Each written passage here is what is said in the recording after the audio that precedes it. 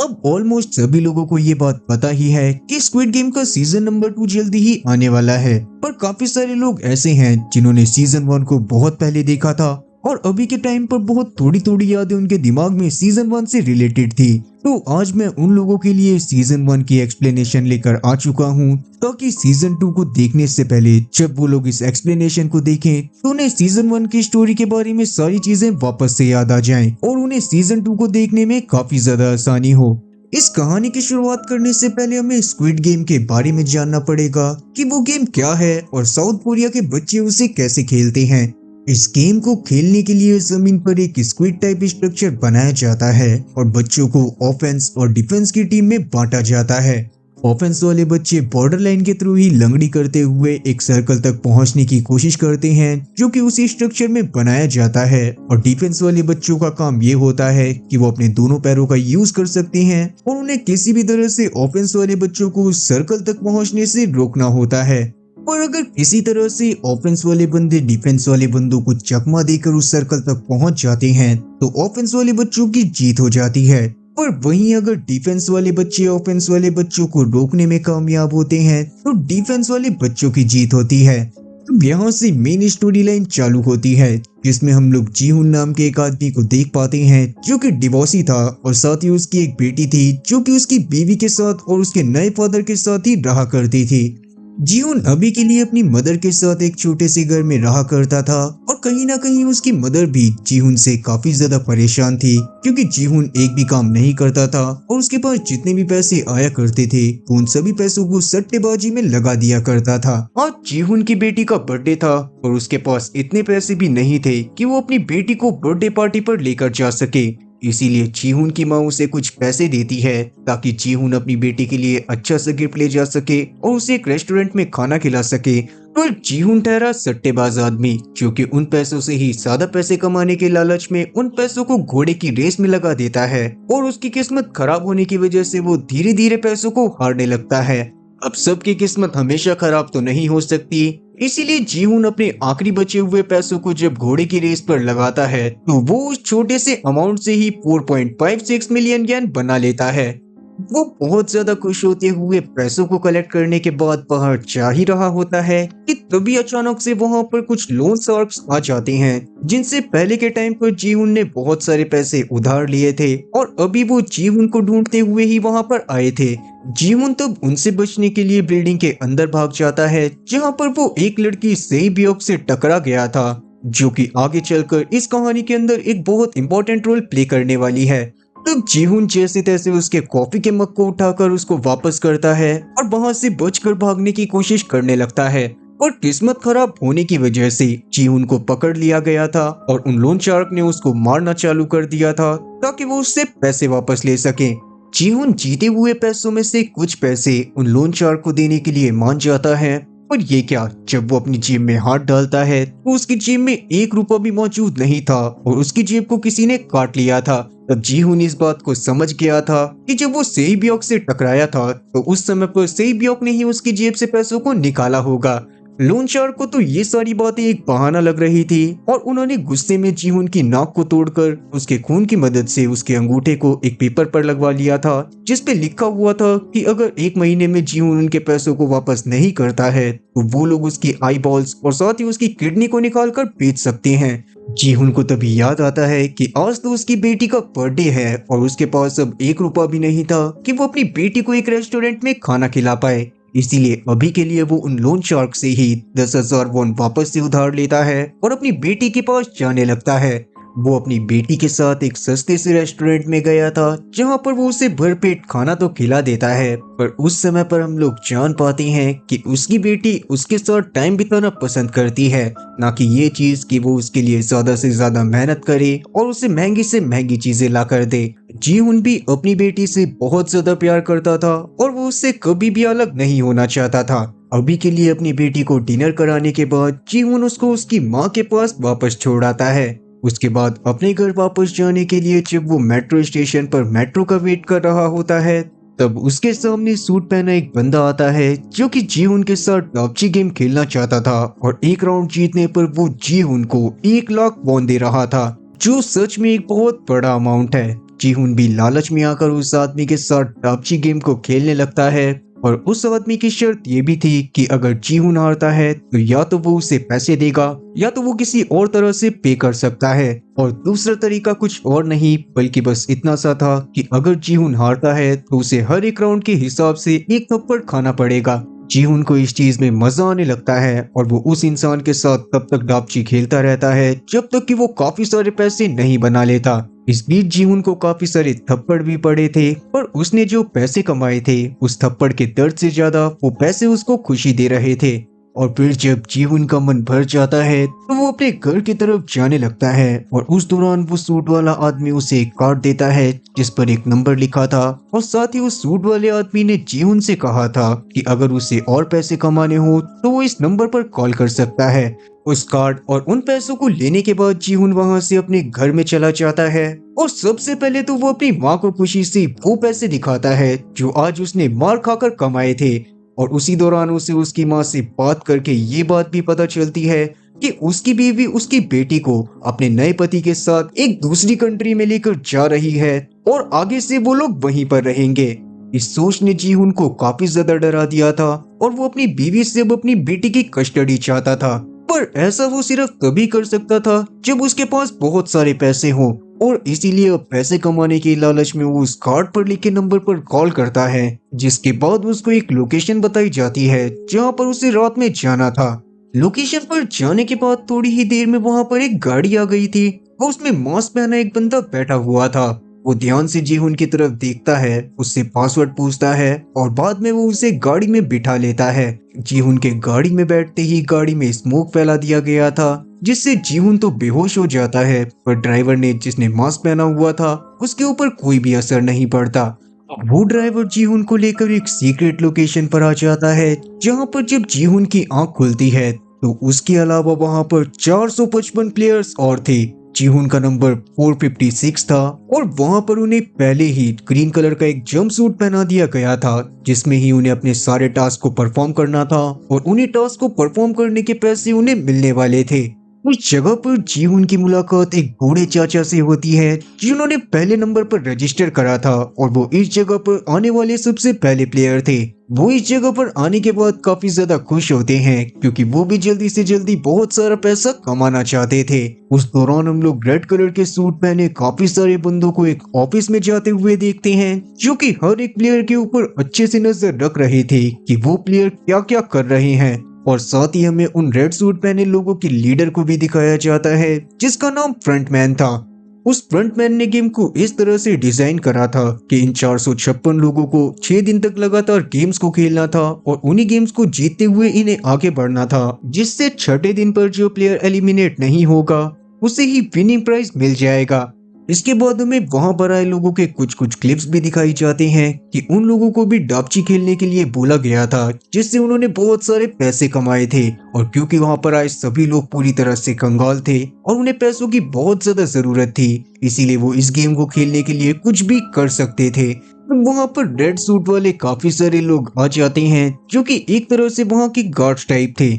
उनके भी सिर पर 3 निशान बने हुए थे जो कि सर्कल, रेक्टेंगल और स्क्वायर की शेप में थे और उसी से उनकी पोजीशन भी डिफाइन होती थी। सबसे नीचे सर्कल वाले लोग थे, उसके बाद ट्रायंगल वाले और सबसे ऊपर स्क्वायर वाले। तभी अचानक से जी उनकी नजर एक लड़की पर पड़ती है जो कि सेई बियोक थी और वो भी इस गेम को खेलने के लिए आई थी। उसको देखने के बाद जी यून उसके ऊपर गुस्सा करने लगता है और तभी अचानक से उसकी नजर उसके बचपन के दोस्त सैंग वू पर पड़ती है जो कि एक समय पर आउट ऑफ कंट्री चला गया था और जी उनको लगता था कि शायद अब तक वो एक बहुत बड़ा बिजनेसमैन बन चुका होगा। बताया तो सैंग वू ने भी अपने घर पर यही था कि वो एक बहुत अच्छी नौकरी एक दूसरी कंट्री में करता है पर असल मायने में वो एक कंगाल आदमी था और उसकी कंपनी पूरी तरह से डूब चुकी थी। इसीलिए अभी वो पैसे कमाने के लालच में इस गेम को खेलने के लिए आया था ताकि वो जल्दी से जल्दी शॉर्ट टर्म मनी के रूप में बहुत सारा पैसा कमा सके और आराम से अपनी लाइफ को शांति से जिए। अब उन लोगों को सबसे पहले उनके पहले गेम को खिलाने के लिए लेकर जाया जाने लगता है जिससे पहले उनके आइडेंटिफिकेशन कार्ड के लिए एक एक फोटो खींची जाती है और उन्हें गेम्स के रूल के बारे में बताया जाता है। आइडेंटिफिकेशन कार्ड बनवाने के बाद उन लोगों को एक ग्राउंड में लेकर आया जाता है और उन लोगों को जो पहला गेम खिलाया जाने वाला था वो none other than red light green light था। तो देखो भाई, इस गेम के रूल एकदम सिंपल थे, जिसमें उन लोगों के सामने एक डॉल थी जो जब दूसरी तरफ को मुड़ती तो प्लेयर्स बॉर्डर लाइन की तरफ जा सकते थे और उन लोगों को बॉर्डर लाइन पर सिर्फ 5 मिनट में ही पहुंचना था। लेकिन अगर उन लोगों के बॉर्डर लाइन पर पहुंचने से पहले वो डॉल पीछे मुड़कर किसी भी प्लेयर को मूवमेंट करता हुआ देखती है तो तुरंत ही उस प्लेयर को एलिमिनेट कर दिया जाएगा। अब इस गेम ने सभी लोगों को उनके बचपन की याद दिला दी थी और सबको ये गेम काफी ज्यादा आसान लग रहा था। सब लोग शुरुआत में तो इस गेम को बहुत मजे से खेल रहे थे, मगर सबकी फट के 4 से 64 तो तब हो जाती है जब एक प्लेयर के मूवमेंट करने पर डॉल जैसे ही उसे सेंस करती है तो वैसे ही उस प्लेयर को शूट करके जान से मार दिया जाता है। इतने आसान गेम को खेलते टाइम जो इन लोगों के मन में खुशी थी ना, अब वही खुशी इतने ज्यादा डर में बदल गई थी कि आधे से ज्यादा लोगों ने तुरंत ही पैनिक करके भागना चालू कर दिया था।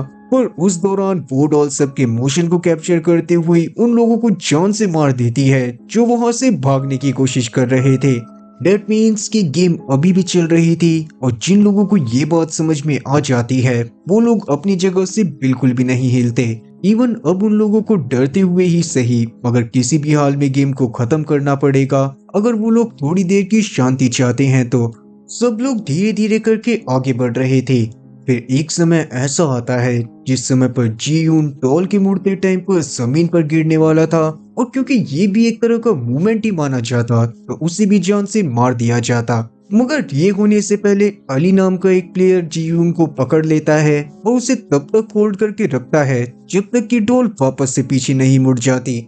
अली की इस हरकत की वजह से जीवन की जान बच गई थी और उन लोगों ने जैसे तैसे टाइम खत्म होने से पहले बॉर्डर को भी क्रॉस कर लिया था। लेकिन इस गेम के खत्म होने से पहले आधे से ज्यादा लोग मारे जाते हैं और 456 प्लेयर में से अब बस वहां पर 201 प्लेयर ही जिंदा बचे थे। उन सब की हालत ऐसी हो गई थी जैसे कि उन्हें किसी भूत के सामने बांध दिया गया हो और वो भूत उनका भूत बनाने वाला हो।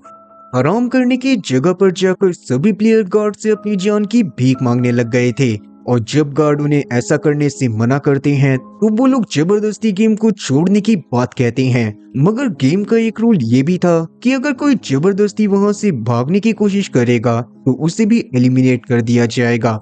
इसका मतलब यही था कि वो लोग वहां से भाग तो नहीं सकते थे। और तभी सांग-वू बीच में आकर उन सभी गार्ड को रूल नंबर 3 भी याद दिलवाता है कि अगर मेजॉरिटी ऑफ पीपल गेम को छोड़कर जाना चाहते हैं तो वो लोग वहां से वोटिंग करके जा सकते हैं। ये रूल सच में था और उस जगह पर रूल्स को ही सबसे ज्यादा प्रायोरिटी दी जाती थी। लेकिन अभी वोटिंग करने से पहले गार्ड सभी प्लेयर्स को अभी तक का अमाउंट दिखाते हैं जो कि हर मरने वाले प्लेयर के हिसाब से 100 मिलियन वॉन था। और क्योंकि अब तक 255 प्लेयर मारे गए थे तो इसका मतलब अभी उस पिगी बैंक में 25.5 बिलियन कोरियन वॉन हो गए थे। जो देखने के बाद आधे से ज्यादा लोग तो अपने इरादे को तुरंत ही चेंज कर देते हैं। और फिर जब वोटिंग होती है तो 100 लोग घर जाना चाहते थे और 100 लोग गेम को ही कंटिन्यू रखना चाहते थे। इवन अब वोटिंग का रिजल्ट डिपेंड करता था उन चाचा के ऊपर जो सबसे पहले वहां पर आए थे। तब वो चाचा गेम को टर्मिनेट करके सबके साथ घर जाने का फैसला करते हैं और इसीलिए अब गेम को टर्मिनेट कर दिया जाता है और सभी लोगों को एक बार फिर से बेहोश करके उनके घर सही सलामत छोड़ दिया जाता है। घर पर वापस जाने के बाद जीहुन पुलिस स्टेशन में जाकर पुलिस वालों को उस जगह के बारे में सब कुछ बताने की कोशिश करता है। मगर पुलिस वालों को तो इस बात पर भरोसा ही नहीं हो रहा था कि कुछ लोग हैं जो कि बाकी सारे लोगों को बच्चों वाले गेम खिलाकर रूल्स तोड़ने पर जान से मार रहे थे। इसीलिए जीहुन अभी के लिए उस कार्ड को वहां पर छोड़कर चला जाता है जो उसे उस सूट वाले बंदे ने दिया था। उतने में ही पुलिस स्टेशन में जुनहो नाम का एक और ऑफिसर आ गया था जो उस कार्ड को वहां पर देखकर काफी ज्यादा शॉक होता है क्योंकि असल में कुछ समय पहले उसका भाई भी खो गया था और अपने भाई के रूम से जुनहो को भी एकदम सेम कार्ड मिला था। डेट मीन्स कि जुनहो का भाई भी कभी स्क्विड गेम में पैसे के लालच में गया होगा और क्योंकि अब तक वो वापस नहीं आया था इसका मतलब यही था कि शायद वो रेड लाइट ग्रीन लाइट खेलते हुए ही मारा गया हो। खैर अभी के लिए जुनहो उस कार्ड के बारे में और ज्यादा पता करने की कोशिश करता है। दूसरी तरफ हम लोग एक एक करके सभी मेन कैरेक्टर की लाइफ को देख पाते हैं जो उस गेम से बाहर आने के बाद पैसे ना होने की वजह से काफी खराब जिंदगी जी रहे थे। जीहुन को जल्दी ही बहुत सारे पैसों की जरूरत थी ताकि वो अपने कर्जे उतार सके और अपनी माँ का ऑपरेशन करवा सके। इवन उसे जल्दी ही अपनी बेटी की कस्टडी भी हासिल करनी थी। सांगवू भी एक होटल के बाथटब में लेटकर शराब पे शराब पी रहा था, क्योंकि उसके ऊपर भी काफी ज्यादा कर्जा था जो उसे जल्दी से जल्दी चुकाना था। अली और उसकी फैमिली साउथ कोरिया में पाकिस्तान से आए थे और उनके पास वहाँ के प्रॉपर डॉक्यूमेंट्स भी नहीं थे। इसीलिए एक तरह से अली और उसकी फैमिली साउथ कोरिया में एज अ रिफ्यूजी रह रहे थे, जिसके बारे में अगर किसी को पता चल जाता तो उनके साथ बहुत ज्यादा बुरा होता। और अली बस जल्दी से जल्दी पैसे जमा करके वापस एक डीलर के थ्रू अपने मुल्क में वापस लौटना चाहता था, क्योंकि यहाँ उसे रूल्स के अकॉर्डिंग खुलकर सांस लेने की भी इजाजत नहीं थी। और रही बात अब सेबियोक की, तो वो अपने भाई को जैसे तैसे नॉर्थ कोरिया से लेकर आई थी और उसे जल्दी से जल्दी एक दलाल की मदद से अपनी माँ को भी उस नर्क से बाहर निकालना था। वेल, अभी के लिए अगर सेबियोक के पास ज्यादा पैसे होते तो वो साउथ कोरिया के ही डॉक्यूमेंट बनाकर आराम से उस जगह पर रह सकते थे। और यही सब लोगों की मजबूरी थी कि स्क्विड गेम में इतना खून खराबा देखने के बावजूद भी सभी लोग वहां पर वापस से जाना चाहते थे। ये सीन सच में दुनिया की सच्चाई भी दिखाता है कि पैसे की कमी इंसानों को कितना मजबूर कर देती है कि वो अपनी जान की बाजी लगाने से भी नहीं कतराते। इस मत से फ्रंटमैन ने सभी लोगों के ऊपर नजर रखी हुई थी, और जब वो सबकी ऐसी हालत देखता है तो वो एक बार उन्हें वापस से गेम को कंटिन्यू करने के लिए इनविटेशन भेजता है। और अब उन चच्चा को मिलाकर गेम को कंटिन्यू करने के लिए मोस्टली लोग मान गए थे। उन लोगों को वापस से कॉल करके एक लोकेशन पर आने को कहा जाता है जहां से सब कुछ सेम होता है। एक गाड़ी में बैठते ही उनको बेहोश करके एक सीक्रेट आइलैंड पर लेकर जाया जाता है और वहां उनके कपड़े चेंज करने के बाद उन्हें रूम में छोड़ दिया जाता है। सबसे शॉकिंग बात तो ये थी कि 201 में से 187 प्लेयर वापस से आ गए थे। इवन इस बार हम लोग जुनहो को भी देखते हैं जो किसी तरह से गाड़ी में बैठ जाता है और उस आइलैंड पर आने के बाद वो मौका मिलते ही एक गार्ड को जान से मार देता है और बाद में वो गार्ड के कपड़े पहनकर अंदर चला जाता है। खैर, जीहुन, अली, बूढ़े चाचा वो सांगवू एक दूसरे के साथ मिलकर बहुत ज्यादा खुश थे और अब वो हमेशा एज अ टीम रहने का फैसला करते हैं। वहाँ पर डियोक्सु नाम का एक और खतरनाक बंदा मौजूद था जो कि काफी ज्यादा अकड़ू और बुली नेचर का था। वो कुछ ताकतवर लोगों के साथ अपनी टीम बना लेता है जिसमें एक टर्की वुमेन मीनियो भी शामिल थी। और अब रही बात सेबियोक की, तो वो वैसे भी शुरू से ज्यादा किसी से बात नहीं करती थी और अपने में ही रहना पसंद करती थी। फिर थोड़ी देर बाद मीनियो वॉशरूम में जाकर सिगरेट पीने लगती है जो किसी तरह से वो छुपा कर ले आई थी। और उतने में ही वॉशरूम में सेबियोक भी आ गई थी जो अगले गेम के बारे में पता लगाना चाहती थी। इसीलिए वो वॉशरूम में बने वेंटिलेटर पाइप के थ्रू किचन की तरफ जाने लगती है। पर किचन के ऊपर जाने पर उसको कुछ ज्यादा खास पता नहीं चलता और वहां पर गार्ड बस बहुत सारी चीनी को पिघलाकर उसमें बेकिंग सोडा डाल रहे थे। इस बारे में जाकर उसने जीहुन और सांगवू को भी बता दिया था, पर किसी को समझ में नहीं आता कि अगला गेम कौन सा होने वाला है।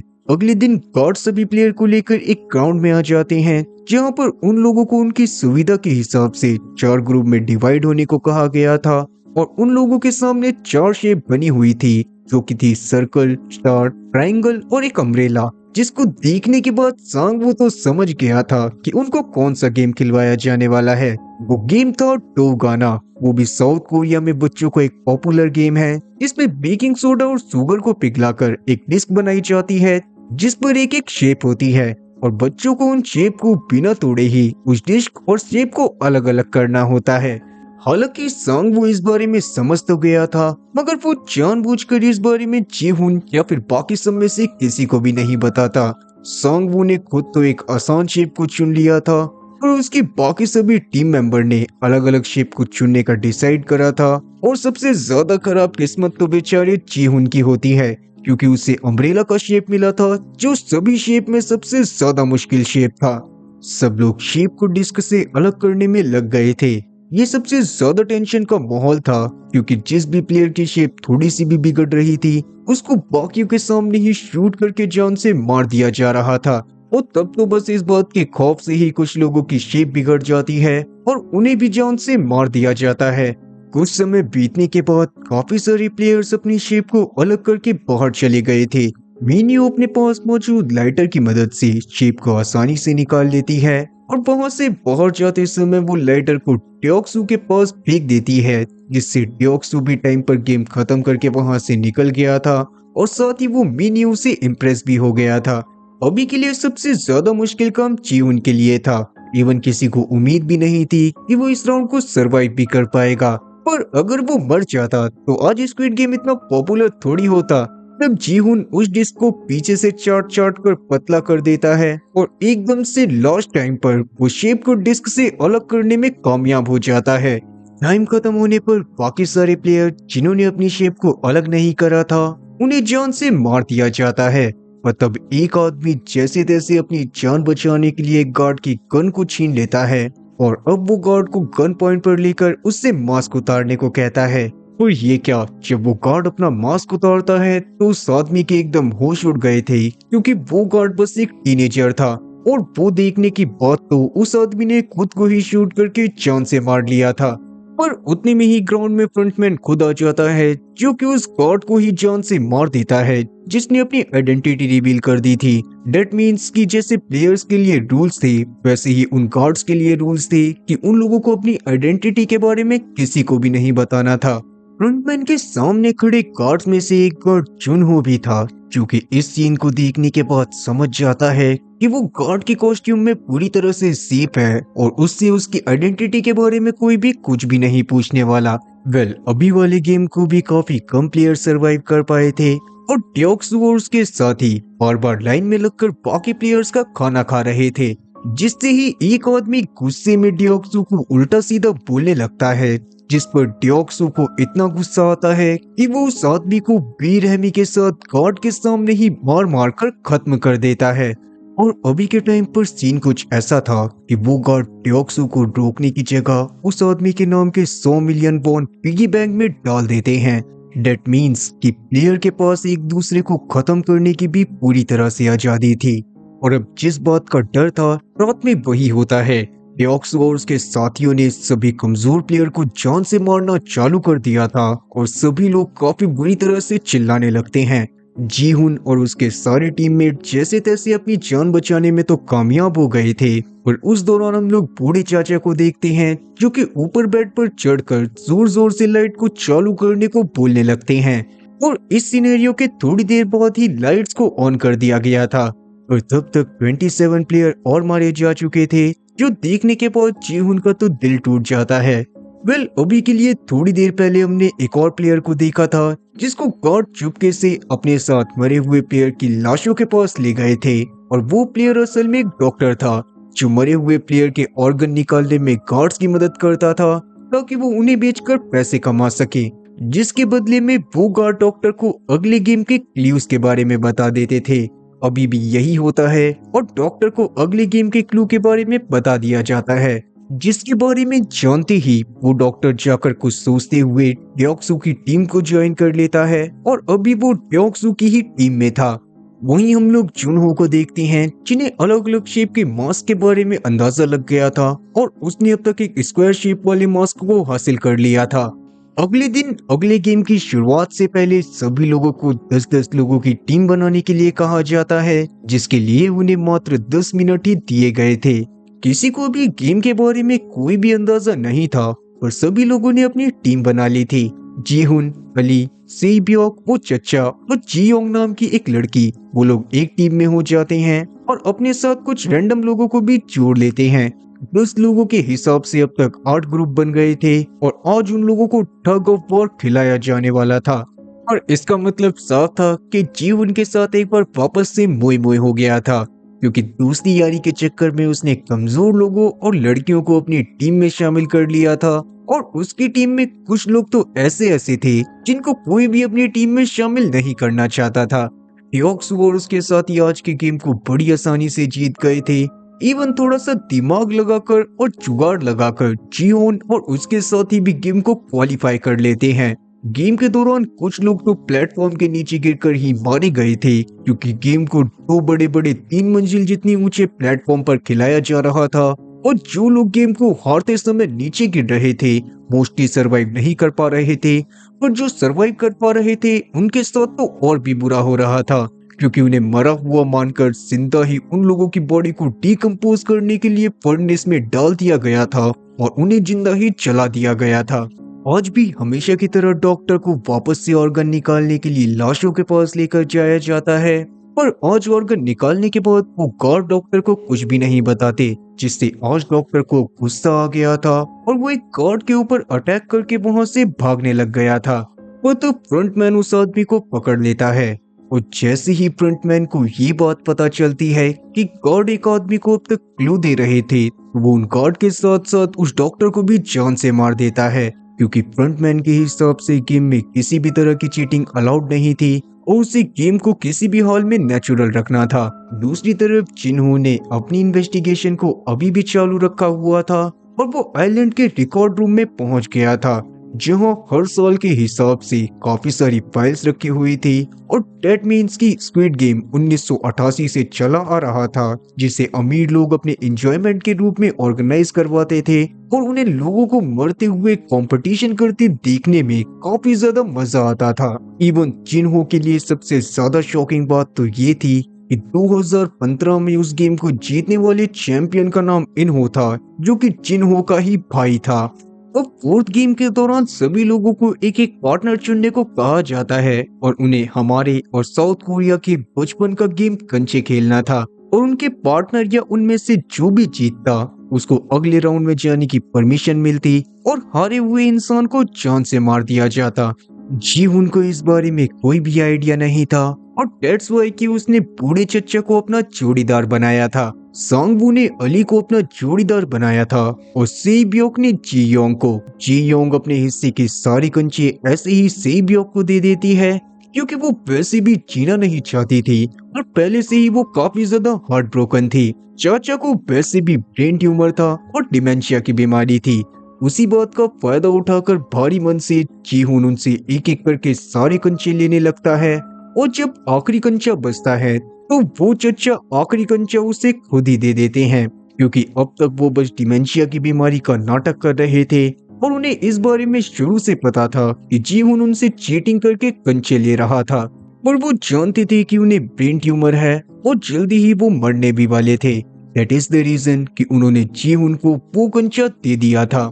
डियोक्सू भी गेम को जीत जाता है और सबसे बुरा तो बेचारे अली के साथ होता है, क्योंकि वो गेम को जीत गया था और उसके बावजूद सैंगवू ने अपनी जान बचाने के लिए उसके साथ धोखा कर उसके कंचे चुरा लिए थे, जिससे अब सैंगवू की जगह अली को जान से मार दिया जाता है।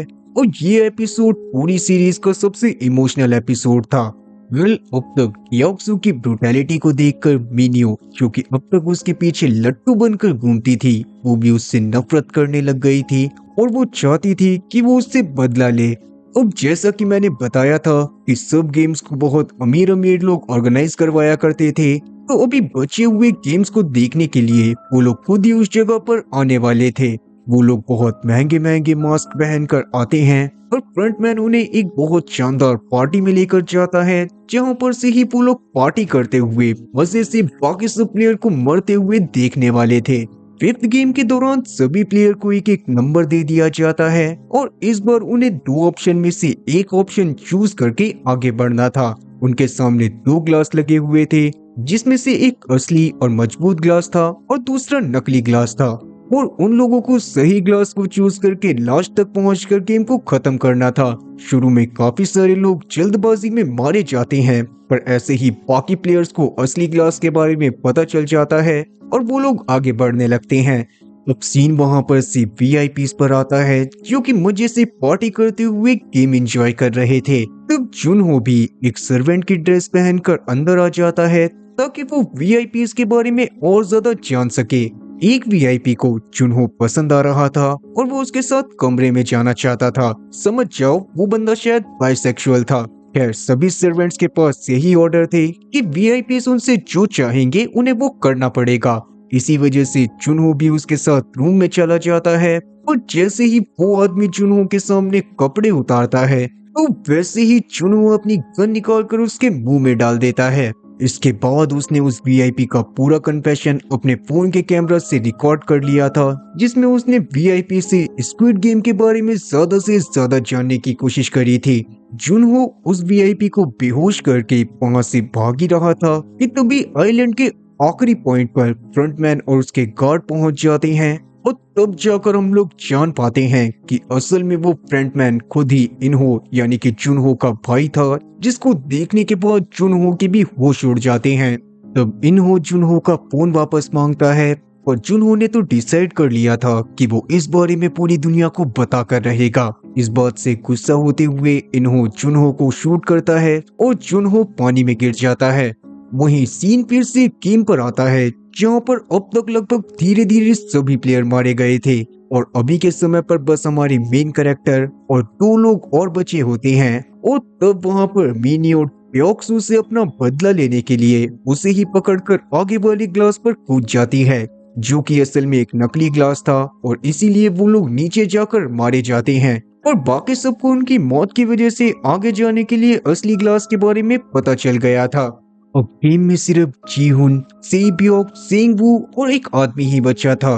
उनको लास्ट तक पहुंचने के लिए बस एक ग्लास और पार करना था और वो आदमी आगे जाने में काफी ज्यादा डर रहा होता है, जो कि ग्लास लाइन पर सबसे आगे खड़ा था और टाइम भी काफी ज्यादा कम बचा था। इसीलिए सांगवू जानबूझकर उस आदमी को एक गलत ग्लास पर धक्का दे देता है, जिससे उस आदमी की मौत हो जाती है। साथ ही अब सांगवू को असली ग्लास के बारे में भी पता चल गया था। बट जीहुन के तो सांगवू को इस हद तक नीचे गिरते हुए देखकर तोते उड़ गए थे और उसे समझ में आ गया था कि आगे चलकर सांगवू अपनी जान बचाने के लिए जीहुन को भी मार सकता है। पर अभी के लिए जीहुन टाइम खत्म होने से पहले प्लेटफॉर्म के एंड तक पहुंचता है और उतने में ही फ्रंटमैन भी बाकी वीआईपीज के पास आ गया था और उसने गेम के खत्म होते ही एक डेटोनेटर दबा दिया था, जिससे प्लेटफॉर्म पर लगे सारे ग्लासेस ब्लास्ट हो जाते हैं और उनके टुकड़े सांगवू, जीहुन और सेबियोक के जाकर लगते हैं। और सेबियोक के तो वो टुकड़े कुछ ज्यादा ही लग गए थे, जिससे उसके पेट में एक बड़ा छेद हो जाता है और उसमें से लाल पानी बहने लगता है। फाइनली गेम को उनके लास्ट 3 कंटेस्टेंट मिल गए थे। उन कंटेस्टेंट के लिए वीआईपीज के उतारे गए सूट, महंगी वाइन और बचा हुआ खाना लेकर आया जाता है, जो कि उनके सामने ऐसे पेश करा जाता है जैसे कि वो उनके लिए ही बनाया हो। मजाक कर रहा हूँ, वो सारी चीजें उनके सेमीफाइनल जीतने के पार्टी के तौर पर उन्हें दी गई थी। लेकिन खाना खाने के बाद उन तीनों के सामने एक एक चाकू रख दिया गया था, ताकि अगर भैया उन लोगों में से कोई अभी किसी का खेल खत्म करना चाहे तो लास्ट मैच शुरू होने से पहले ही वो ये काम कर सके। जीहुन तो ऐसे किसी भी मूड में नहीं था, पर सांगवू को देखकर लग रहा था कि वो पूरे मूड में है कि वो सेबियोक का गेम खत्म कर देगा।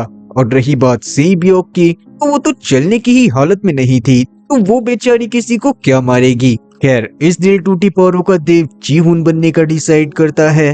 रात में वो जाकर उससे बात करता है ताकि वो सांगवू से उसकी रक्षा कर सके। लेकिन जैसे कि हमें पता होता है कि जब तक भारत की शादियों में दारू पीकर एक आध का सर ना फोड़ा जाए, तब तक पता नहीं चलता कि घर में खुशी का माहौल है। वैसे ही सेबियोक को भी ये बात पता थी कि वो जल्दी ही मरने वाली है और इसीलिए वो जीहुन से बोलती है कि उसके मरने के बाद जीहुन उसके भाई को एक अनाथालय से अडॉप्ट कर ले और उसका ध्यान रखे।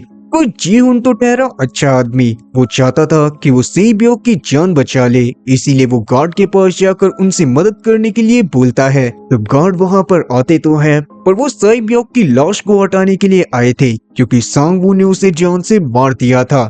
जो देखने के बाद जीहुन को बहुत ज्यादा गुस्सा आ गया था और उसने डिसाइड कर लिया था कि वो इस बात का बदला सांगवू से छठे मैच में लेगा। छठे मैच यानी कि फाइनल मैच का टाइम था, जिसमें उन्हें वही लंगड़ी वाला गेम यानी कि स्क्विड गेम खिलाया जाता है, जिसमें उन दोनों को एक दूसरे को जान से मारना भी था। यानी कि इस राउंड का विजेता उन दोनों में से सिर्फ एक ही हो सकता था। शुरू से ही सांगवू अपनी पूरी मेहनत के साथ जीहुन के टोटे टोटे करने की कोशिश में लग जाता है, पर जीहुन भी कुछ कम नहीं था। वो सांगवू को बहुत बुरी तरह से मारता है और एक समय ऐसा आता है कि जीहुन सांगवू को जान से मार सकता था, पर वो रुक जाता है क्योंकि वो समझ गया था कि जो पैसे उसे गेम को जीतकर मिलने वाले हैं वो उन लोगों की जान के हैं जिन्होंने गेम में पार्टिसिपेट करा था, और इसीलिए जीहुन को वो पैसे नहीं चाहिए थे।